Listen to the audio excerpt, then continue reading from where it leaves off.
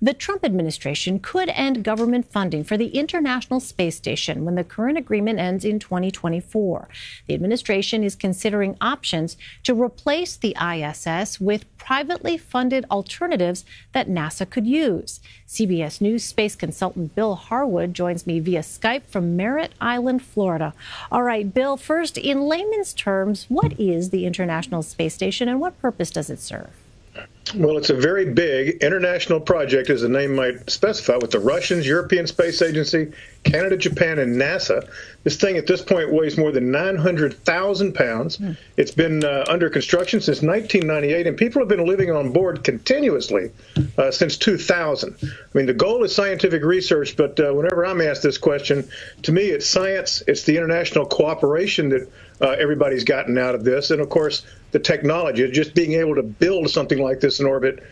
All the participants learn quite a bit. So to me, it's all of those things that justify having the International Space Station in orbit. It really is quite remarkable. Well, is it a viable option to stop funding the International Space Station in 2025 in favor of a privately funded outpost?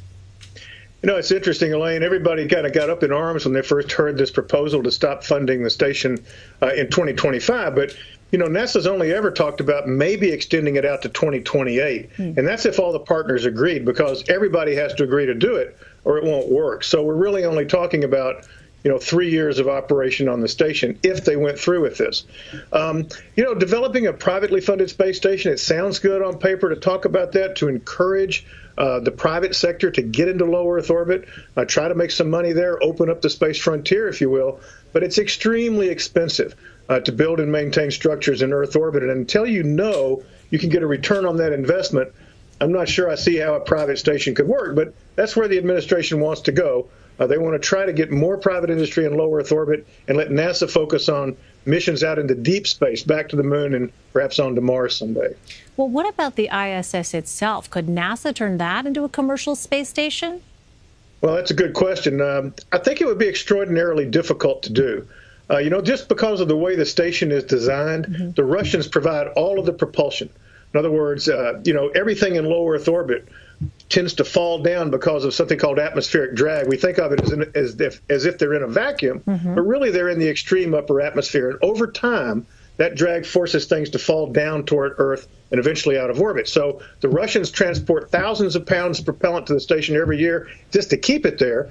The U.S., on the other hand, provides most of the electrical power and big gyroscopes to keep it oriented. The Russians can't operate the U.S. section. The U.S. can't operate the Russian section. So you couldn't really just turn this over to private industry. There's no way that would work. So it's a complicated stuff.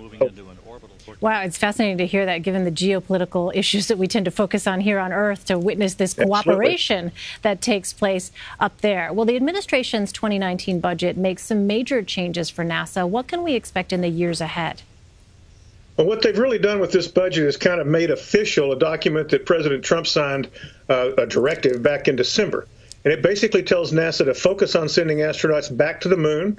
There's initial funding in this budget, or directive, I should say, to begin designing what they call a Lunar Gateway. This would be a small space station in orbit around the moon. NASA would use its big Space Launch System rocket and Orion capsule to send astronauts to live for long periods on this lunar orbiter. Eventually, there would be landers and perhaps even astronauts going back down to the surface. The idea here is to perfect the technologies, the medical research, all of that has to be done before you can venture out into deep space, and eventually for a flight to Mars. So they've returned the focus of NASA to the moon. I think this is something a lot of people at the agency have been looking forward to, but whether they'll get the money in these out years to actually build these structures and make it happen, that's for another president, another Congress to ultimately decide. Fascinating, though, to think about the possibilities. Bill Harwood, thank you so much. Good thing.